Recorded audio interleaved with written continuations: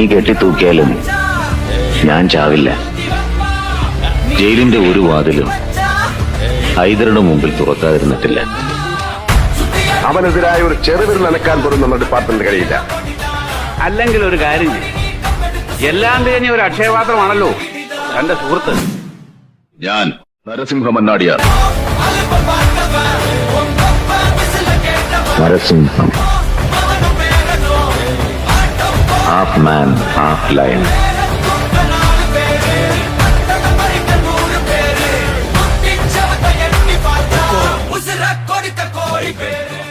നീ കെട്ടിത്തൂക്കിയാലും ഞാൻ ചാവില്ല.